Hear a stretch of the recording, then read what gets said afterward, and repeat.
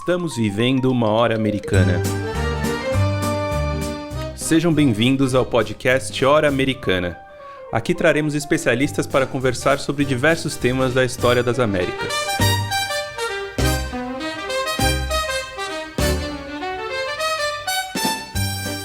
Meu nome é Caio Pedrosa e estão aqui meus companheiros Luiz Calil, Priscila Pereira, André Ferreira e Evelyn Acrucci. No episódio de hoje falaremos sobre o pensamento decolonial nas Américas. E para conversarmos sobre esse tema, convidamos Tereza Maria Speyer Dulce, professora da Universidade Federal de Ouro Preto.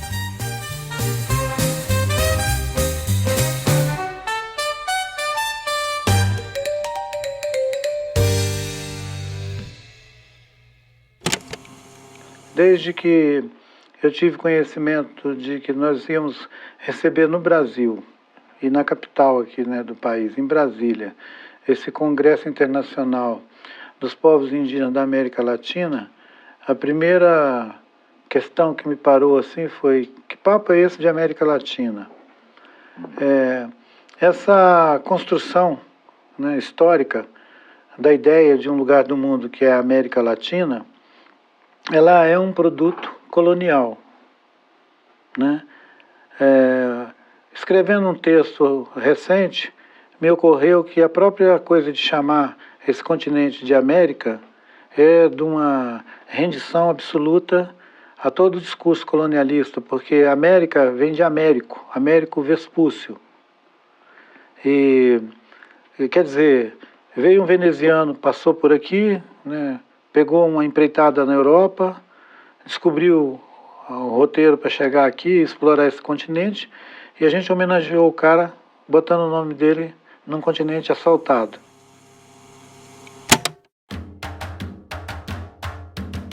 No trecho que acabamos de ouvir, Ailton Krenak, importante liderança indígena e conhecido escritor, questiona o título de um evento realizado na capital federal em 2019, o terceiro CIPIAL, Congresso Internacional de Povos Indígenas da América Latina. Além de criticar a ideia de América Latina como uma invenção do colonizador, Krenak também indaga o fato de o Congresso ter sido convocado, segundo suas palavras, por brancos e por instituições tipicamente coloniais.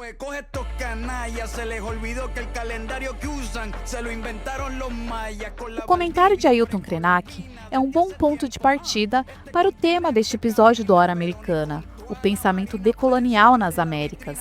De uma forma bastante sucinta, poderíamos começar dizendo que os povos colonizados, além de submetidos política e economicamente pelos europeus, foram também subjugados do ponto de vista de seu pensamento e linguagem, naquilo que o filósofo porto-riquenho Nelson Maldonado Torres chamou de colonialidade do ser. A propósito, além da colonialidade do ser, o conceito de colonialidade do poder do sociólogo peruano Aníbal Quijano e de colonialidade do saber, termo utilizado pelo venezuelano Edgardo Lander e a semióloga argentina Zulma Palermo, são peças centrais no projeto de crítica à modernidade ocidental e vêm sendo empregados por vários outros teóricos do pensamento decolonial.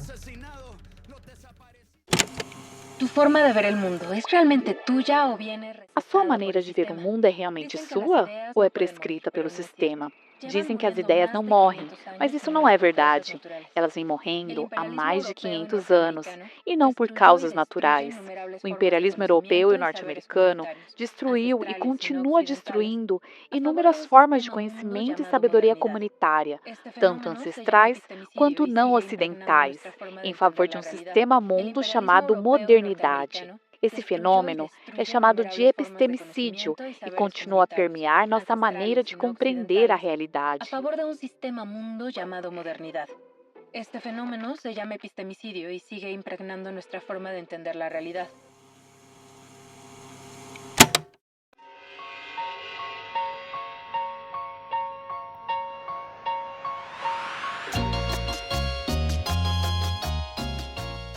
O áudio que exibimos é parte do mini-documentário animado Epistemicídio, a hegemonia do pensamento colonial, produzido pela plataforma digital AJ+. A ideia principal é que os vários séculos de colonização tiveram como resultado o apagamento de conhecimentos e saberes locais dos povos ameríndios e afro-americanos. Em seu lugar, o colonizador impôs um conjunto de pensamentos e práticas supostamente neutros e universais, sobre os quais se estabeleceram relações de poder absolutamente assimétricas. De um lado, os europeus, cuja autoimagem era de pessoas racionais e civilizadas. Do outro, todas as sociedades que não exerciam a racionalidade de matriz europeia, vistas então como atrasadas, incultas e mesmo selvagens. Estabeleceu-se, a partir daí, uma geopolítica do conhecimento que refletia o domínio da Europa e de suas instituições sobre o mundo colonial americano.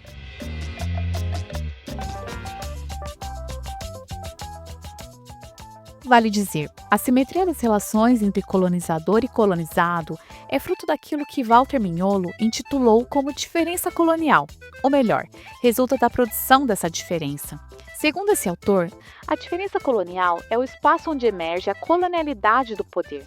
A diferença colonial é o espaço onde as histórias locais que estão inventando e implementando os projetos globais encontram aquelas histórias locais que os recebem. É o espaço onde os projetos globais são forçados a adaptar-se, integrar-se ou onde são adotados, rejeitados ou ignorados. A diferença colonial é, finalmente, o local ao mesmo tempo físico e imaginário onde atua a colonialidade do poder, no confronto de duas espécies de histórias locais visíveis em diferentes espaços e tempos do planeta. Assim, na perspectiva de seus formuladores, o pensamento decolonial é uma tomada de consciência radical em relação à herança deixada pela autoproclamada modernidade europeia, isto é, a colonialidade. A difusão dessa corrente teórica, sobretudo nos Estados Unidos e no mundo americano de fala espanhola, alcançou amplos setores acadêmicos, notadamente nas ciências sociais.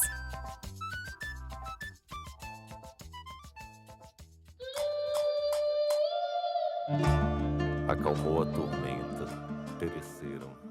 Por outro lado, a imensa profusão do termo decolonial e dos vários conceitos a ele ligados parece ter levado a uma apropriação muito pouco crítica da proposta, de modo que, em uma rápida pesquisa na internet, é possível encontrar debates sobre dança de salão, psicanálise e inclusive yoga decolonial.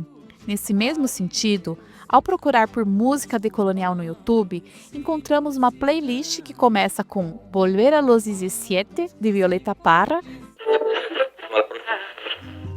Volver a los 17, después de vivir un siglo, es como seguido de La Lama ao Caos, de Chico Science e Nação Zumbi.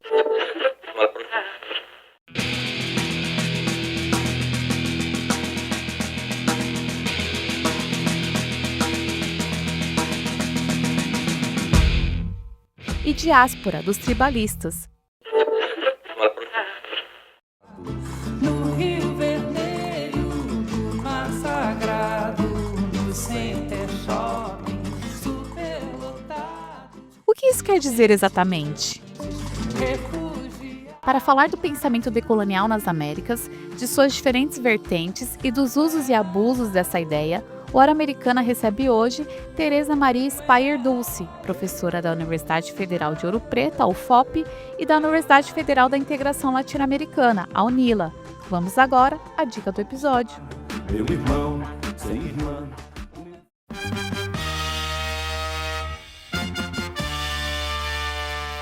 Nos últimos anos, o movimento vem sacudindo o mundo das artes no Brasil, a virada decolonial. Mais que uma tendência estética, é uma postura política e intelectual que desafia séculos de subordinação às referências europeias e norte-americanas. Essa virada é analisada no livro A Virada Decolonial na Arte Brasileira, de Alessandra Simões Paiva, publicado pela editora Miraveja em 2022. A autora destaca artistas e coletivos que, a partir de experiências afrodescendentes, indígenas, LGBTQIA+, reposicionam a produção artística no país. Não se trata de copiar modelos estrangeiros, mas de criar a partir de vivências, memórias e lutas próprias. Para aprofundar, a Alessandra Paiva dialoga com pensadores como o Walter Mignolo, que propõe substituir a estética tradicional por uma aesthesis mais ampla, sensorial e política, e com Catherine Walsh, que defende o termo decolonial para indicar que a colonialidade não é passado, mas presente. Para refletir, essa virada não busca apagar a história da arte moderna no Brasil. Pelo contrário, ela dialoga criticamente com ela. Oiticica, Regina Silveira e Cildo Meirelles já experimentavam formas e sentidos que hoje se conectam com as propostas decoloniais. Mas agora, raça, gênero e etnia estão no centro do debate. Fica então a provocação. Como cada um de nós pode reconhecer e valorizar expressões artísticas que vêm de fora dos cânones eurocêntricos? Quais museus, galerias e espaços culturais a gente pode visitar para experimentar essa virada ao vivo? O livro A Virada Decolonial na Arte Brasileira, de Alessandra Simões Paiva, é a dica da hora de hoje.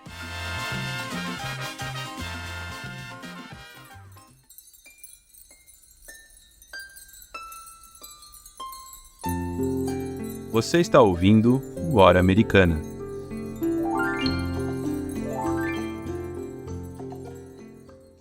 Olá, ouvintes da Hora Americana. Hoje temos o prazer em receber no nosso programa a professora Tereza Maria Spayer Dulce, que é professora da Universidade Federal de Ouro Preto e também da Universidade Federal da Integração Latino-Americana, da UNILA. Está participando com a gente aqui pela segunda vez, do nosso programa, hoje para falar sobre o pensamento decolonial nas Américas. É um tema que eu imagino que interesse a muitos dos nossos ouvintes, um tema que é muito debatido hoje em dia. Então, Tereza, seja muito bem-vinda ao Hora Americana. Eu queria agradecer muito pelo convite. Eu estou feliz de estar aqui uma segunda vez. É sempre um prazer poder trocar ideias com vocês nesse espaço. Eu sou fã do Hora Americana, então é uma alegria estar aqui hoje com vocês. A gente que te agradece. E o André, então, começa com a primeira questão. Tereza, a gente poderia iniciar essa nossa conversa simplesmente te pedindo para definir, mais ou menos, para quem acompanha aqui para a Hora Americana, o que é, afinal de contas, o pensamento decolonial. No entanto, a gente quer te propor aqui um outro caminho para o começo da entrevista. Vamos dar um passo atrás no tema e te pedir para dizer, para definir o que é modernidade e, por extensão, o que é colonialidade. Não por acaso, o grupo de intelectuais, o mais conhecido, que trabalha com a crítica decolonial, se chama modernidade e colonialidade. Então, o que esses conceitos querem dizer? E por que eles são tão importantes para essa corrente teórica? Quando a gente fala em modernidade, muita gente pensa naquele pacote de ideias, ligado ao progresso, à ciência, à razão. Mas para quem trabalha com a perspectiva decolonial, a modernidade tem um lado oculto, inseparável dela, que é a colonialidade. Como mostram autores como Aníbal Quijano e Henrique Dussel, a modernidade não começa na Europa do Iluminismo, mas em 1492, com a invasão e a conquista das Américas. É ali que se estrutura o que chamamos de sistema mundo moderno colonial, no qual a Europa se coloca no centro de uma rede global articulada ao capitalismo. A colonialidade é esse padrão de poder que sobrevive mesmo depois do fim do colonialismo formal. Ela se expressa em 3 dimensões interligadas: a colonialidade do poder, que organiza as hierarquias raciais e econômicas; a colonialidade do saber, que desvaloriza conhecimentos não europeus; e a colonialidade do ser, que desumaniza povos e culturas fora do padrão eurocêntrico. Por isso, não existe modernidade sem colonialidade. Os avanços, entre aspas, que costumam ser celebrados, caminham lado a lado com a violência, com a expropriação e com o silenciamento de outros povos. Essa forma de ver desloca a narrativa tradicional, que coloca a Europa como motor do mundo, e nos ajuda a entender a modernidade como um processo global, construído também a partir da exploração e resistência nas Américas, na África, na Ásia e na Oceania. Tereza, feito esse preâmbulo, já podemos ir mais direto ao assunto do episódio de hoje. Embora esse seja um campo bem aberto, você poderia sintetizar para a gente o que é o pensamento decolonial? Quando a gente fala em pensamento decolonial, a gente está falando de uma corrente crítica que nasceu, sobretudo, aqui na América Latina e no Caribe, e que parte de uma constatação básica, que é de que o colonialismo acabou oficialmente, mas que a colonialidade continua viva, moldando as relações de poder, os modos de produzir conhecimento e até as formas de existir. É por isso que o decolonial propõe o que a gente chama de giro epistêmico, mudar a forma como a gente pensa e produz conhecimento, questionando a centralidade do olhar europeu, colocando no centro saberes que vêm das experiências e lutas de povos historicamente subalternizados. Esse pensamento foi sistematizado nos anos 1990, pelo grupo que se auto-intitulou Modernidade e Colonialidade, com nomes como Aníbal Quijano, Henrique Dussel e Walter Mignolo, entre vários outros. Eles mostram que a colonialidade se reproduz nas dimensões do poder, do saber e do ser, que a modernidade, como eu falei antes, só existe articulada a esse padrão. Depois, essa base foi ampliada por feminismos decoloniais, perspectivas indígenas, negras e afrodiaspóricas, trazendo questões como a colonialidade de gênero, colonialidade da memória, colonialidade do território, do sentir. Tem muitas colonialidades. Mas é importante lembrar que o decolonial não começa do zero. Ele dialoga com um legado enorme de pensamento crítico da nossa própria região, né? Da América Latina e do Caribe. Por exemplo, a teoria da dependência, a pedagogia do oprimido, a teologia e a filosofia da libertação, os movimentos de negritude, as lutas indígenas e afro-latino-americanas, além de conversas com os estudos anticoloniais, pós-coloniais, contracoloniais, a ecologia política e os feminismos não brancos. Então, o decolonial é uma construção que junta teoria e prática, academia e saberes populares, intelectuais, movimentos sociais, mas que tem todo esse legado do pensamento latino-americano e caribenho que eu falei antes. No fundo,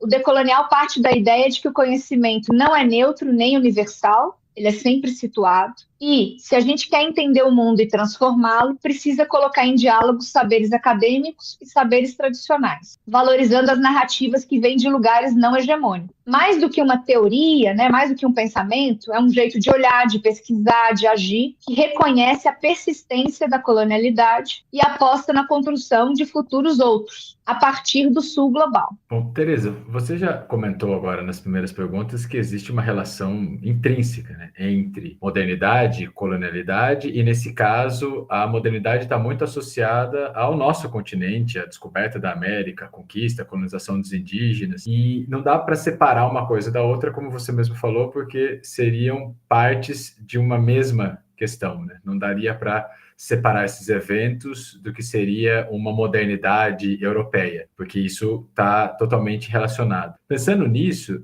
como que a gente pode pensar a questão dos povos americanos? Em que medida, ou se é possível pensar neles como protagonistas desse processo, e se sim, em que condições isso aconteceu, e de que forma eles poderiam ou não fazer parte dessa modernidade. Até pensando, por exemplo, outros autores, até outros episódios que a gente fez, em que se fala de indígenas protagonistas, que se fala de indígenas, em alguns casos, relacionados a movimentos como o Renascimento, como uma primeira modernidade. Então, como que ficaria o papel desses nativos americanos nesse processo de modernidade e colonialidade? Então, esse tema me interessa muitíssimo. Como eu disse antes, pelo menos para a perspectiva decolonial, né, não existe modernidade sem América, sem o nosso continente. A invasão, a conquista e a exploração do continente americano foram essenciais para a ascensão europeia, não só por causa dos recursos naturais e da mão de obra escravizada, mas também por causa do imaginário criado em torno desse, né, novo mundo, entre aspas, aqui, que ajudou a colocar a Europa como centro do que a gente chama, né, no decolonial, né,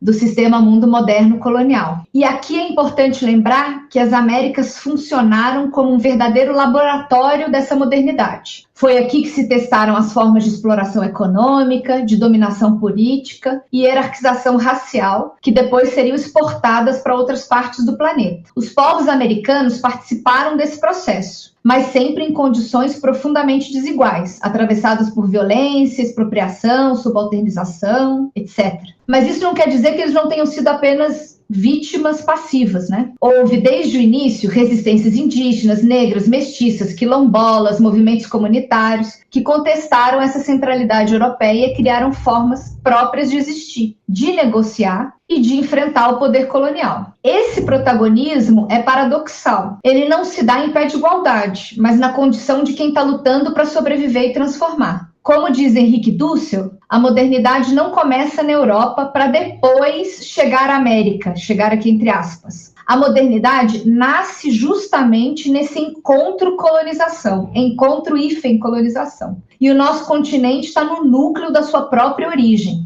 Pensando nessa questão, como você falou, mais teórica desse protagonismo, agora acho que seria legal a gente pensar na prática do cotidiano como pesquisador de ciências humanas, como historiador, como lidar com essa questão do protagonismo indígena diante das fontes, diante dos debates acadêmicos, com os materiais que um historiador trabalha. Então, tem uma antropóloga argentina chamada Rita Segato, que ela tenta responder essa pergunta para o campo da antropologia, que ela escreve um livro chamado Uma Antropologia por Demanda. Acho que a gente pode fazer uma analogia para o campo da história.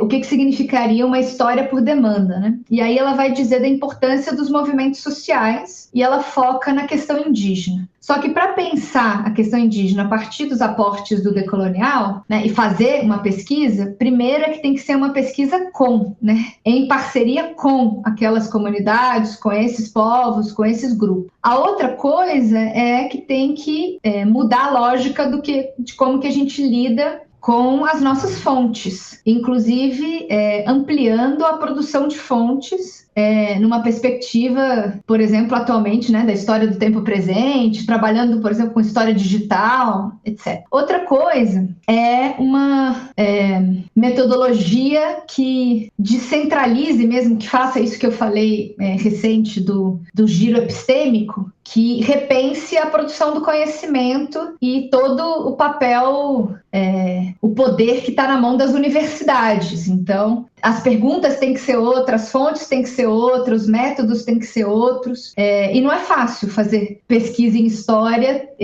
trabalhar, por exemplo, inclusive ensino de história a partir do giro decolonial, porque ele pressupõe inverter um pouco aquilo que a gente está acostumado a fazer. Talvez o campo do ensino de história seja mais profícuo para isso. Aliás, tem muitas dissertações, eu tenho certeza que surgirão teses no Prof. História, né, com base no decolonial. Eu tenho certeza que dissertações tem muitíssimas já, inclusive porque o banco de dados do Prof. História nos mostra isso. Professores já estão fazendo pesquisa a partir, né, dos aportes do giro decolonial, mas pensando principalmente o ensino de história. Além disso, a teoria da história tem trabalhado muito com o giro decolonial. Nos últimos encontros, eventos, simpósios, tem se pensado aí as contribuições do decolonial para poder fazer uma história especialmente mais situada, territorializada, espacializada.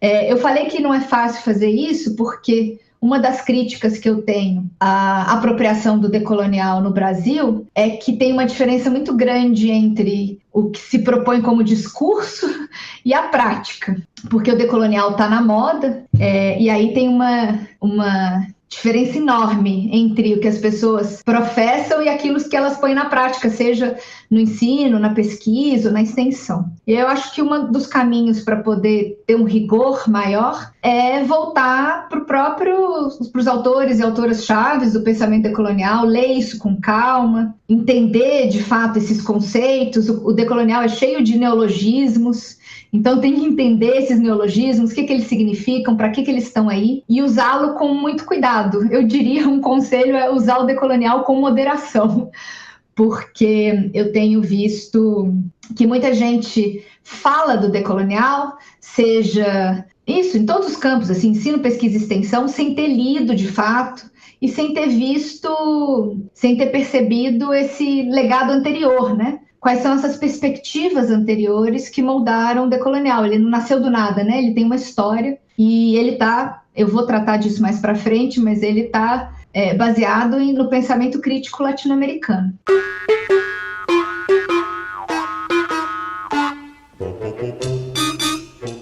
Olá, ouvintes do Hora Americana. Eu sou Beatriz e espero que você esteja gostando do episódio.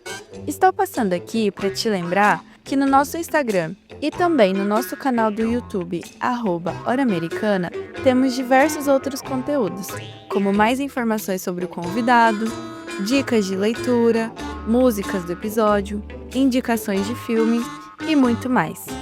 Lá, você também pode entrar em contato com a gente, deixar comentários e sugestões, além de apoiar o trabalho do Hora Americana e contribuir na divulgação científica da história das Américas. Nos vemos por lá.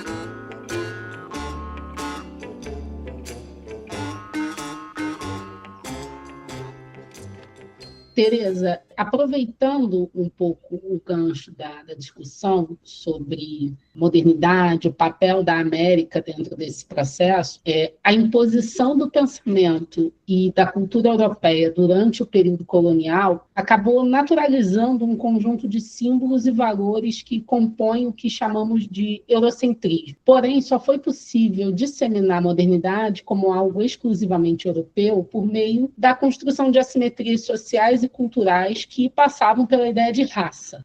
Você pode falar um pouco para o nosso ouvinte como as questões raciais aparecem na crítica decolonial? Sim, posso. Esse tema também eu acho que é muito interessante e pode contribuir aí com as pesquisas, com os trabalhos, com a atividade de sala de aula. A crítica decolonial parte de uma ideia central do Aníbal Quijano, eu já falei dele aqui antes, é um sociólogo peruano muito importante, que ele fala que a modernidade só existe porque se inventou um sistema de classificação social baseado na raça. Então, para o Aníbal Quijano, a raça, o conceito, passa a existir a partir de 1492. Eu não estou falando de um conceito biológico, mas de uma construção histórica para organizar o mundo. Ou seja, quem é considerado plenamente humano, quem pode ocupar certos lugares de poder, quem tem seus saberes reconhecidos. Desde o século XVI, essa invenção da raça serviu para justificar a escravização de africanos, o genocídio indígena e a expropriação de territórios. Ela andou junto com o capitalismo, definindo que trabalhos e que vidas tinham valor. E o mais importante, isso não acabou com as independências políticas, né? Com as nossas independências aqui nas Américas. Não é quando deixou de ser colônia. O que o Aníbal Quijano chama de colonialidade do poder e que outros autores, por exemplo, como Nelson Maldonado Torres, porto-riquenho, desdobram falando em colonialidade do ser. Ou seja, teve uma negação plena da humanidade de pessoas racializadas. Então, a partir de 1492, tem a construção da raça e a negação, né, da humanidade das pessoas racializadas. Essa lógica continua atravessando o presente. Ela está na violência policial contra as populações negras e indígenas, na exclusão social, na desigualdade de acesso à terra e também na invisibilização de intelectuais não brancos. Eu sempre, quando estou falando do conceito de raça, lembro das pesquisas, dos trabalhos, né, desenvolvidos pela CEPAL, a Comissão Econômica para a América Latina e o Caribe, para a gente pensar a própria nossa região, a América Latina, porque a América Latina é a região mais desigual do planeta. Ela não é a mais pobre, né? Mas ela é a mais desigual. O giro decolonial, o pensamento decolonial nos ajuda a pensar por que a nossa região, por exemplo, é a mais desigual do planeta. Mas seguindo aqui, a perspectiva decolonial mostra que raça, gênero, classe e sexualidade não atuam separadamente. Elas se cruzam e se reforçam. Aqui tem uma contribuição da interseccionalidade, do conceito da interseccionalidade. Por isso, as críticas e as resistências vêm de muitos lugares, de mulheres negras, de movimentos indígenas, quilombolas, de pensadores e pensadoras que produzem conhecimento a partir das suas experiências e lutam para que esses saberes sejam reconhecidos como legítimos. Então, pensando na sua pergunta de novo, né?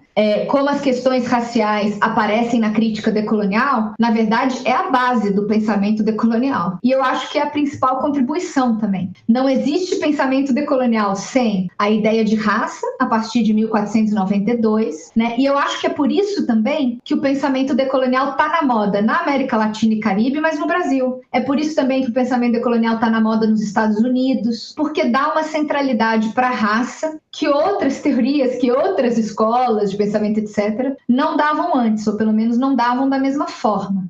No Brasil, por exemplo, o pensamento decolonial está muito forte nos movimentos, nos coletivos negros, indígenas. Ele aparece, por exemplo, já em sites de sindicatos, a CUT, por exemplo, o decolonial aparece em publicações do PT, do PSOL, o decolonial já está aparecendo no MST, enfim, tem em muitos e muitos coletivos negros aqui no Brasil, então tem uma capilaridade nesses movimentos, principalmente por conta de como está sendo lida a questão racial hoje. Mas não só no Brasil, tá? Então, só para falar. Então, o decolonial também está na moda em países em que a questão racial ganhou força, por exemplo, Argentina, no Chile, no Uruguai, né, que tem uma construção social identitária branca, mas também está na moda em países que tem uma maioria negra ou indígena, então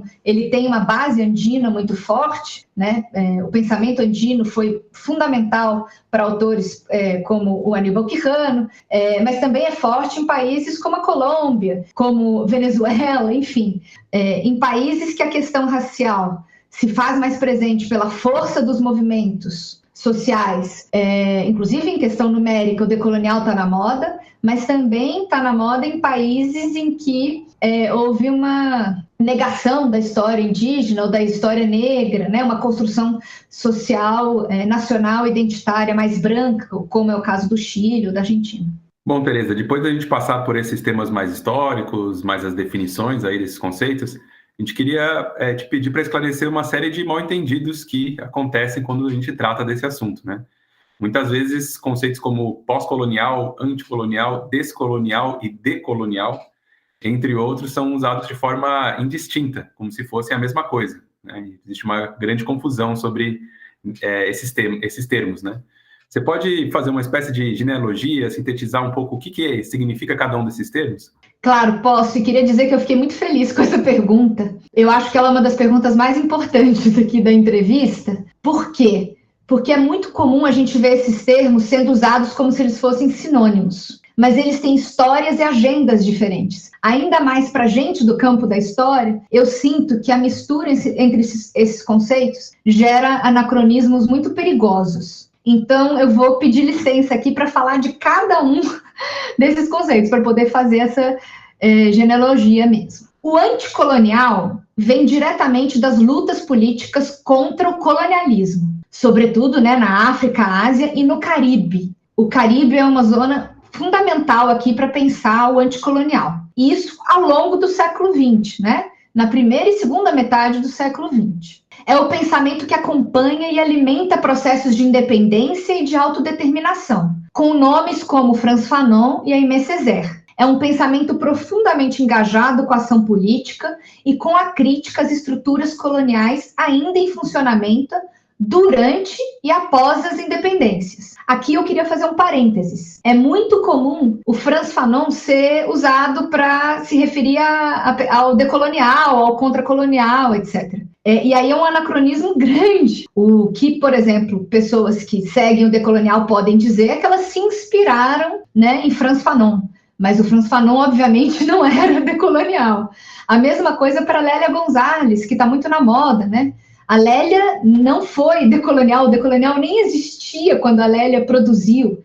Então, por mais que as pessoas possam se sentir inspiradas, né? A América Latina, por exemplo, e outros conceitos dela super importantes, tem que tomar cuidado para não atribuir, né? Não colocar esses autores, aqui eu estou citando a Lélia Gonzalez e o Frantz Fanon, mas teria vários outros, no decolonial, porque ele veio muito depois. Então, o primeiro movimento aqui, né? O primeiro grupo, a primeira escola, etc., que eu estou tratando aqui é o anticolonial, né? Depois a gente tem o pós-colonial. Ele surge principalmente no mundo anglófono a partir dos anos 80, do século passado. Ele é muito ligado aos estudos literários e estudos culturais, principalmente a Escola de Estudos Culturais inglesa, inclusive com figuras da Escola de Estudos Culturais inglesa importantes, como Stuart Hall. Mas o pós-colonial, né, cujos nomes eu acho que mais famosos que as pessoas conhecem, o Edward Said, a Gayatri Spivak e o Homi Bhabha, ele é um movimento que vem a partir dos anos 80 e analisa como as marcas do colonialismo continuam nas representações culturais, nos discursos e nas subjetividades, mesmo depois do fim formal das colônias. Ele é influenciado pelo pós-estruturalismo francês, né, e pelo debate sobre linguagem, identidade e poder. Um dos livros mais famosos, citados, super citados,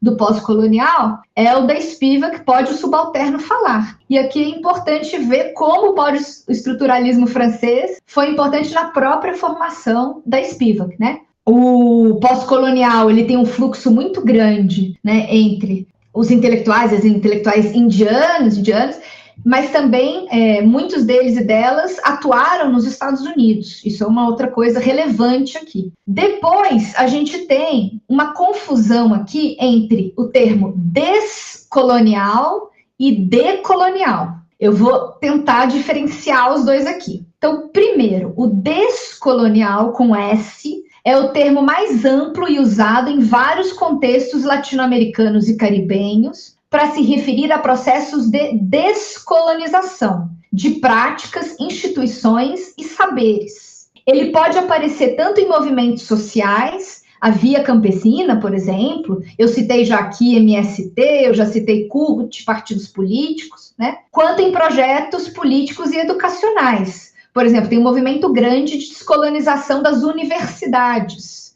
Inclusive, uma universidade equatoriana muito importante, chamada Universidade Andina Simón Bolívar, é um dos principais espaços de produção de uma pedagogia descolonial, uma pedagogia que tenta descolonizar as universidades, descolonizar o saber, etc. Tá? Então, o termo descolonial, ele, né, aparece em movimentos sociais, em projetos políticos e educacionais, mas ele não necessariamente se articula de forma sistemática a uma teoria específica. A pessoa pode falar, por exemplo, em pedagogia descolonial e não está se referindo ou ter qualquer relação com autores e autoras do giro decolonial, que é o que vem na sequência, o pensamento decolonial. O pensamento decolonial, como a gente usa hoje na América Latina e no Caribe, foi sistematizado pelo grupo conhecido como modernidade e colonialidade. Isso a partir dos anos 90.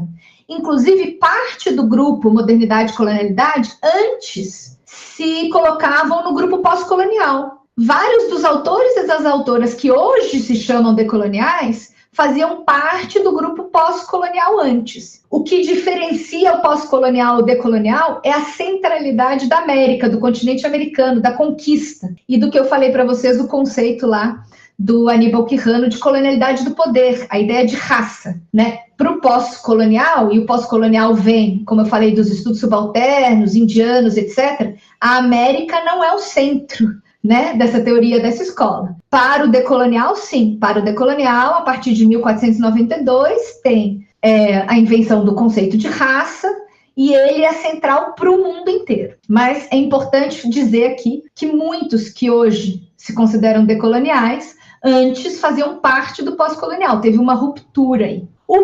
O decolonial, parte de uma análise histórica e estrutural do sistema mundo moderno colonial, colocando as dimensões de poder, saber e ser no centro da crítica, né? E a ideia de raça, de novo, é central. O decolonial propõe um giro epistêmico, né? Mudar a forma de produzir conhecimento, valorizando epistemologias que foram historicamente subalternizadas, e questiona a centralidade europeia, na verdade, a centralidade ocidental. O decolonial tem trabalhado muito com os conceitos de norte global e sul global. Por último, eu queria falar do contracolonial, que não está na pergunta, mas que, na verdade, é o tema da moda agora. É o que eu estou vendo mais capilaridade nos eventos, nos congressos, inclusive também nos movimentos sociais. O contracolonial, conforme discutido por autores como Negro Bispo e Ailton Krenak, para falar de autores brasileiros, mas ele está bem difundido nos países latino-americanos e caribenhos, está associado a práticas políticas, artísticas e pedagógicas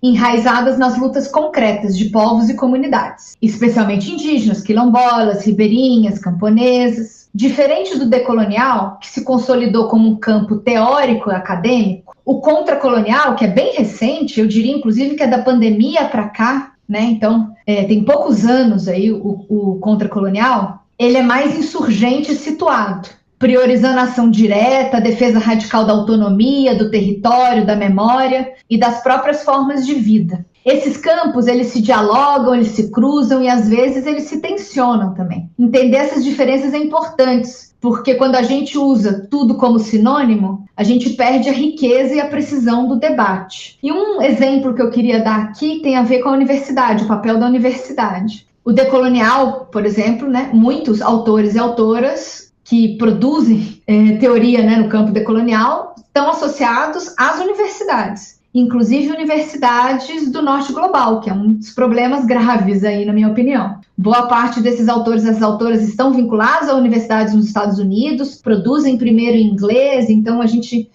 recebe grande parte dessa produção depois em português, em espanhol. Mas o que eu queria dizer é que para o decolonial a universidade tem um papel central de mediação, né, da produção do conhecimento. Para o contracolonial, boa parte dos autores e autoras que estão produzindo recentemente são muito críticos ao papel da universidade, inclusive na mediação, o papel da universidade como mediadora de conhecimento.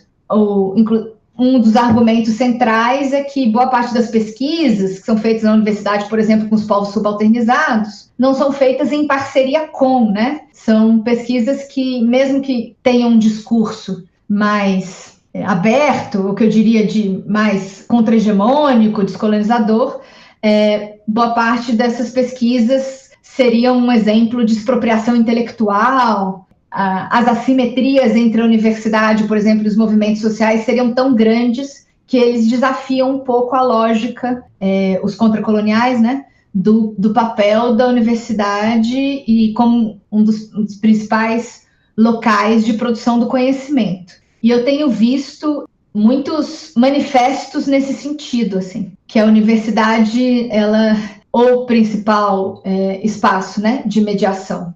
Acho que esse é um elemento interessante. Vários autores e autoras contracoloniais propõem que a produção do conhecimento, a maior parte da produção do conhecimento seja feita fora da universidade mesmo. O Krenak e o Negro Bispo são dois que fazem isso. Tereza, várias áreas do conhecimento, não é, que vão da psicologia até o direito, das ciências sociais, a arquitetura, por aí vai, absorveram, cada uma do seu modo, é claro, a perspectiva decolonial. Pensando no nosso campo, né, que é a história, e assumindo que a crítica decolonial é fruto de uma reflexão feita essencialmente por latino-americanos, quais seriam, na sua opinião, as principais contribuições desse pensamento para nós, que somos da área de História das Américas? Eu te pergunto, existem de fato objetos de estudo que são mais naturalmente inclinados a uma abordagem decolonial? Ou, ao contrário, qualquer tema pode ser investigado dessa forma? Olha, para quem pesquisa História das Américas, o pensamento decolonial é quase um convite permanente para repensar a forma como a gente produz história. Primeiro porque ele lembra que nenhuma narrativa é neutra, todas estão atravessadas, né, por relações globais de poder e por hierarquias sobre quais saberes são considerados legítimos, né, e quais saberes são válidos. É claro que existem temas que gritam, entre aspas, aí, por uma abordagem decolonial.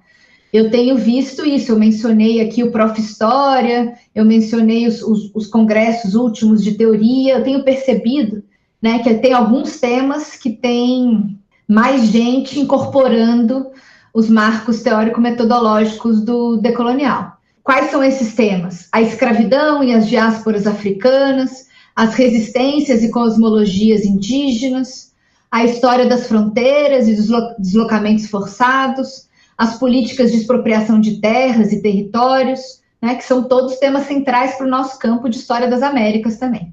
Mas, na verdade, qualquer tema pode ser estudado de forma decolonial, se a gente estiver disposto a fazer um giro epistêmico.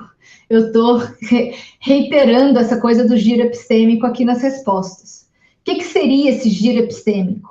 Questionar o eurocentrismo, o norte-centrismo ou ocidentalismo, trazer outras epistemologias para o centro e pensar também nas múltiplas colonialidades. As três principais são, né, do poder, do saber e do ser, mas tem várias outras. Eu acho, inclusive, que dentro do decolonial, uma das coisas mais profícuas é a colonialidade de gênero. Tem muita gente trabalhando com gênero no continente inteiro que tem usado os aportes do decolonial. Também tem manifestações políticas importantíssimas. Por exemplo, durante o estalido social no Chile, em 2019, um coletivo muito importante feminista chamado Las Tesis usou, o coletivo se chamava Las Tesis, as Teses, exatamente porque a base desse coletivo e das ações que eles faziam, das performances, era o giro decolonial, principalmente a Rita Segato, antropóloga argentina. Mas é interessante ver que um coletivo feminista no Chile se auto-intitulou a partir de teses do decolonial e que as performances eram pensadas a partir das próprias premissas do decolonial.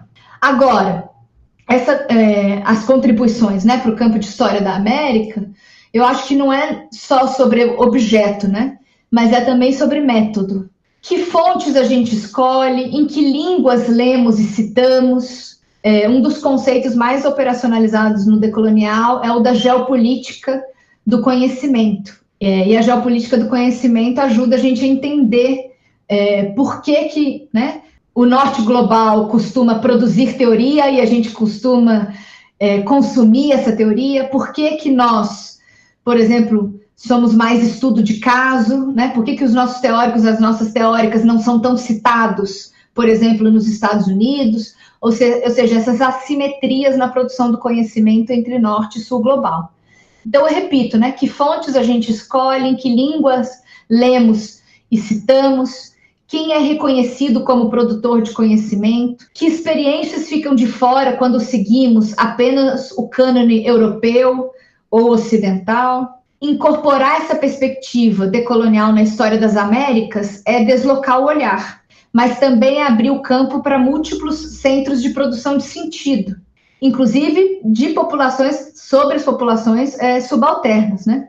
Que historicamente foram silenciadas, mas que sempre estiveram produzindo memória e história. Então, de novo, eu repito, não é à toa que sejam esses coletivos, por exemplo, que hoje em dia tenham incorporado mais o decolonial fora da academia, né? Coletivos indígenas, negros, mulheres, movimentos LGBTQIA+, etc., são aqueles que estão mais dialogando com o chamado giro decolonial.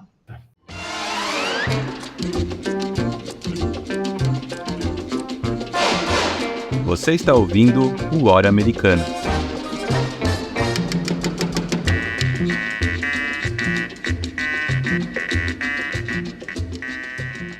Bom, para a gente ir encaminhando para o final, eu acho que depois de fazer todo esse trajeto que você, acho que mapeou muito bem, assim, dando uma perspectiva que é uma questão bem mais ampla do que um conceito específico, na verdade, um campo enorme de possibilidades, né? Você poderia agora ir para o outro lado, né? Dizer, por exemplo, quem são os críticos e o que se aponta como problemático dentro desse campo grande do decolonial e das suas outras vertentes, e, no seu entendimento, quais são as principais limitações dessa proposta mais abrangente? Então, eu costumo dizer que eu sou uma decolonial crítica, eu estou em crise, que eu sou uma decolonial em crise. Eu acho que nenhuma perspectiva teórica é a prova de críticas, né? E nem deve ser. No caso do decolonial, tem debates super importantes e tem problemas internos enormes, né? Alguns autores apontam que o decolonial, às vezes, generaliza demais a Europa, o Ocidente, como se fossem blocos hegemônicos, né? O que apaga as tensões internas e as experiências contra-hegemônicas que também existiram nesses espaços. Por exemplo, entre historiadores é muito comum falar que o decolonial é muito panorâmico e anacrônico, e eu acho que parte dessa crítica é correta. Tem muitas generalizações mesmo, e muitas vezes imperam anacronismos, tem que tomar muito cuidado. Outros autores e autoras lembram que, apesar de propor um giro epistêmico, a perspectiva decolonial ainda enfrenta dificuldades para consolidar metodologias próprias. Ou, quando propõe, nem sempre elas se diferenciam de práticas já usadas em outros campos críticos. Eu já tenho alguns anos que venho dizendo que a principal debilidade das chamadas epistemologias críticas, que é esse conjunto que junta anticolonial, pós-colonial, contracolonial, decolonial, é exatamente a questão das metodologias. E eu vejo isso nas teses, nas dissertações. As pessoas muitas vezes propõem, fazem capítulos teóricos bem densos, falando, né, que vão usar os aportes do decolonial, mas na hora de fazer os estudos de caso, na hora de analisar as fontes, etc., elas acabam correndo para as metodologias mais clássicas, entre aspas. Outro ponto levantado por críticos, né, por críticas, é o risco de cair numa narrativa muito dicotômica, como se houvesse um sul bom e um norte ruim, simplificando a complexidade histórica.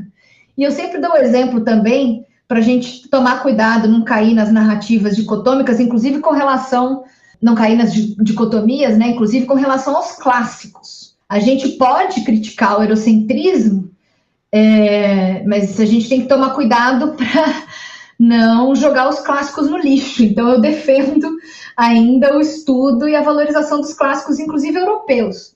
O que eu acho que a gente tem que fazer com os clássicos europeus é situá-los, provincializá-los. Por exemplo, Foucault, História da Sexualidade. História da Sexualidade é um livro importantíssimo. E eu acho que todo mundo deveria ler História da Sexualidade.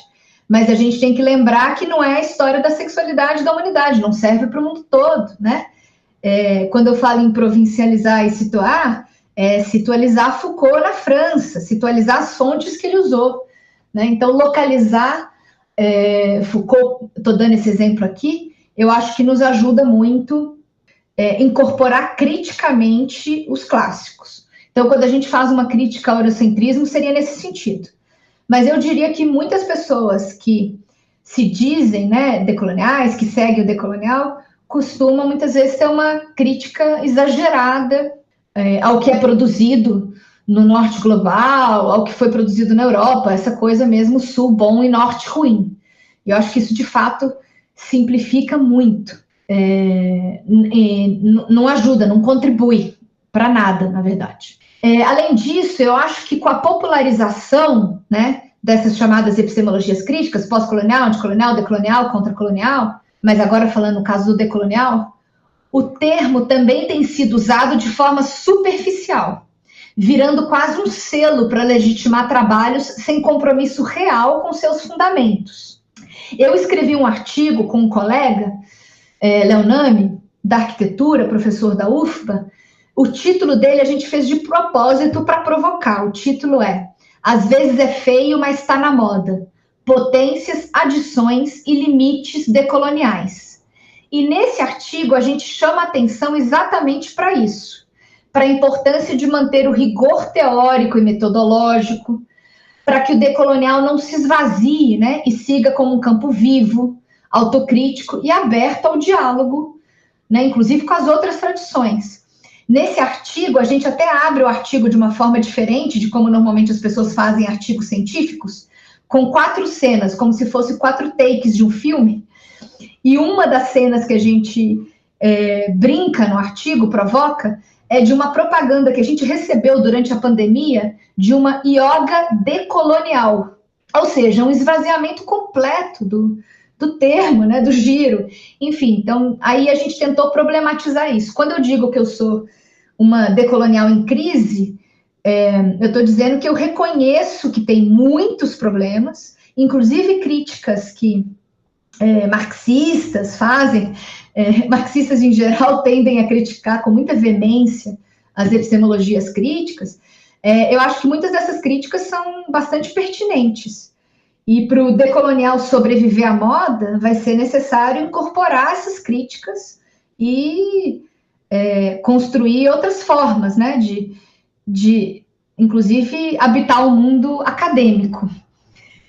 Mas, além dessas críticas, eu acho que tem coisas muito positivas mesmo, principalmente se a gente for ler mesmo, de verdade, com responsabilidade, os autores e as autoras decoloniais. Eu, nos últimos anos, só para fechar essa resposta, tenho lido muito as autoras da República Dominicana, do feminismo decolonial, como Oti Coriel e o Derques Espinosa, e para mim foi fundamental. Eu só pude chegar nessas autoras por conta do decolonial. E eu desconhecia, por exemplo, as questões de gênero da República Dominicana, e eu desconhecia, em grande parte, as questões de gênero da América Central e do Caribe. Então, eu acho que o decolonial pode abrir muitas portas, mas tem que tomar cuidado com as modas, né? Porque os modismos são perigosos. Por isso que eu brinquei falando que eu acho que o decolonial tem que ser usado com moderação, tem que usar com muita, muita seriedade. Ele não pode servir para tudo, né?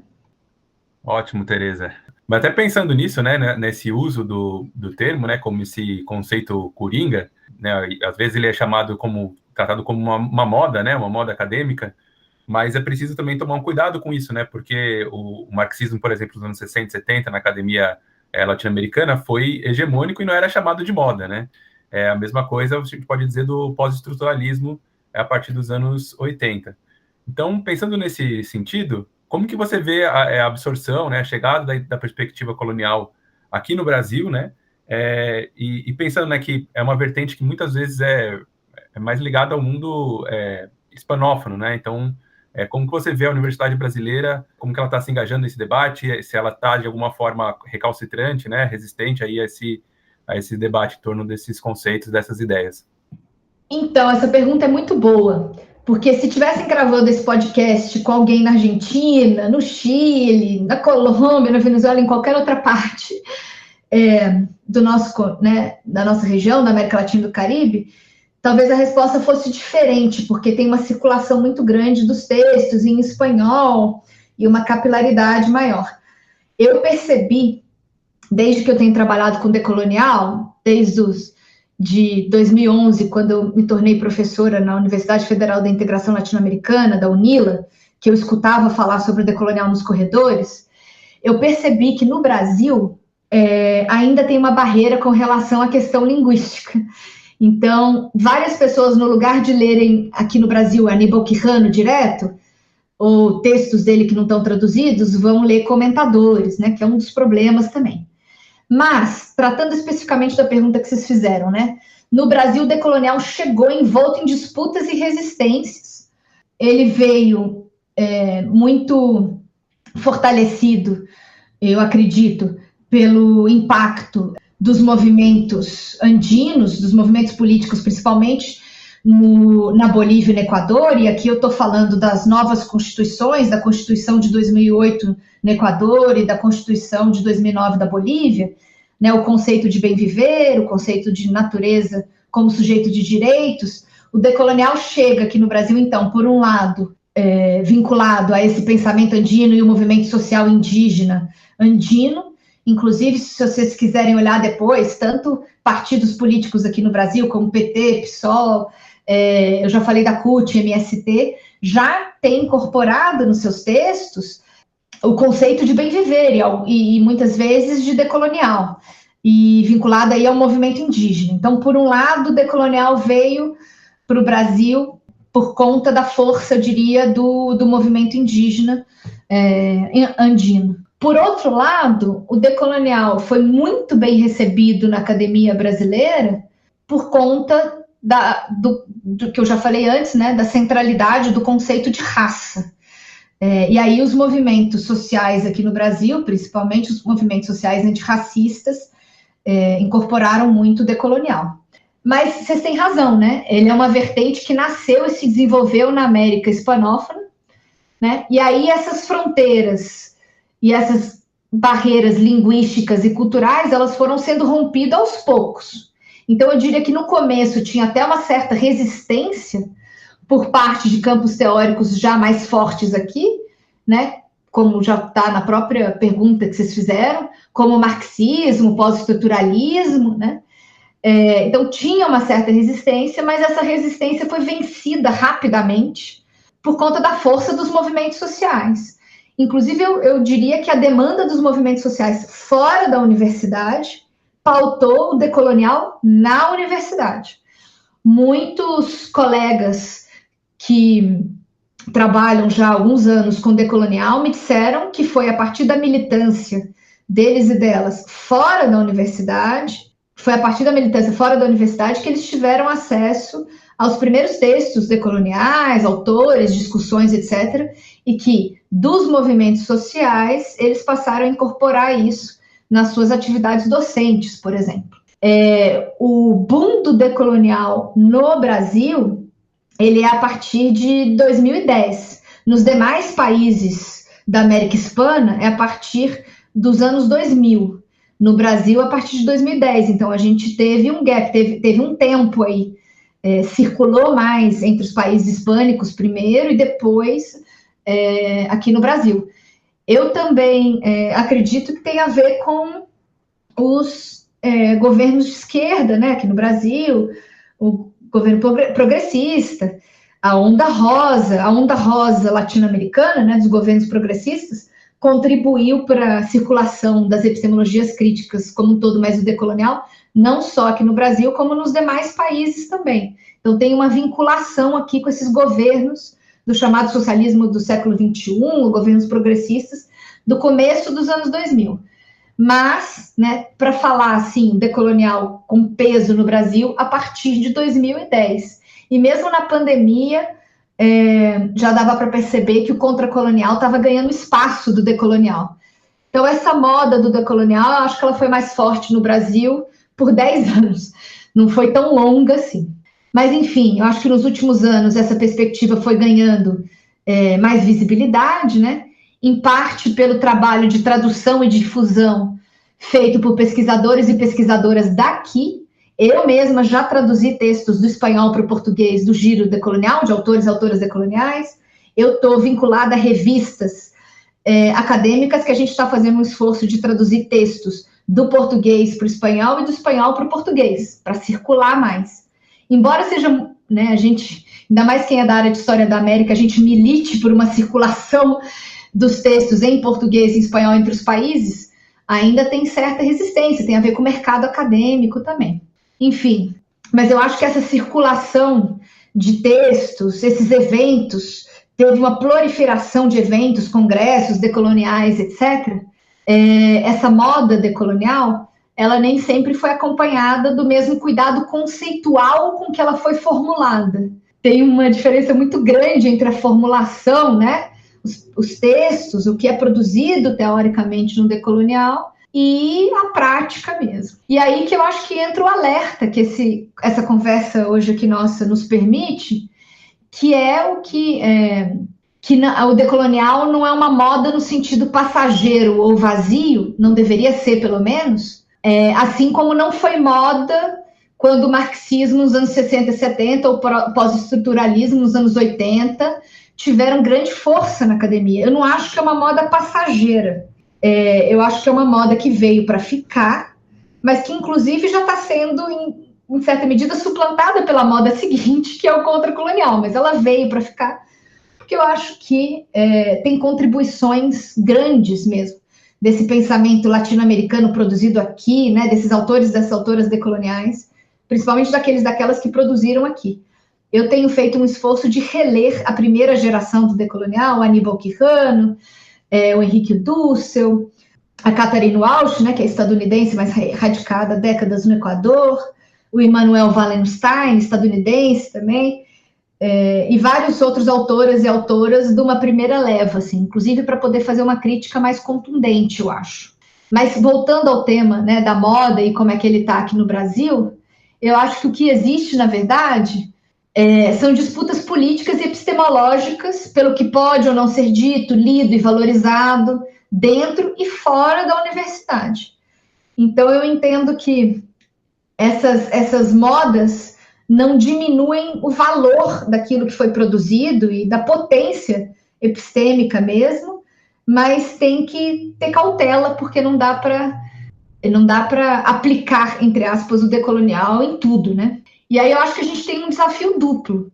Por um lado, garantir, né, que essa incorporação do decolonial no Brasil seja feita com consistência teórica, metodológica e ética. E, por outro, lembrar que o decolonial não se reduz a um vocabulário, essa coisa de as múltiplas decolonialidades, os neologismos todos e tal, né? O decolonial implica deslocar as formas de produzir conhecimento, valorizar epistemologias e práticas históricas que nascem nas lutas do sul global, que nascem aqui nas Américas, que tem as Américas, né, como ponto fundador e a partir da conquista da América que essa teoria se organiza. Então, eu acho que tem muitas potências, mas temos que ver tudo com muita cautela, assim, porque me preocupa o decolonial ser usado livremente, né, sem um cuidado, principalmente um cuidado teórico, metodológico. Seria isso. Ótimo, Tereza. Muito obrigado pela entrevista. Ficou excelente. Acho que esclareceu muitas dúvidas aí, tanto nossas, né, como dos nossos ouvintes, sobre esse tema fundamental aí da história atualmente. Então, muito obrigado pela entrevista. O Hora Americana desta semana fica por aqui. Este programa é um projeto de extensão interinstitucional com membros da Universidade Estadual de Londrina, Universidade Federal Rural do Rio de Janeiro, Universidade Federal de Juiz de Fora e Instituto Federal do Sul de Minas Gerais. O Hora Americana tem produção de Caio Pedrosa, Luiz Calil, Priscila Pereira, André Ferreira e Evelie Acrucci. A divulgação e criação de conteúdo para as mídias sociais é de Beatriz Portela, Hugo Cardoso, Maria Eduarda Sajorato e Maria Cristina Mantovani. A edição é de Caio Pedrosa, Maiara Victório da Silva e Giovanna Beccari. No episódio de hoje utilizamos as seguintes músicas: América Índia com Junior e su equipo, La Quinta Sinfonía de Beethoven com Enrique Lynch e sua orquestra, Platico Chino com Afro Sound, This Is Not America com Residente, Diáspora com os Tribalistas, Volver a los 17 com Violeta Parra e Dalamo Caos com Chico Sainz e Nação Zumbi. Daqui a 2 semanas voltamos com um novo episódio. Até lá!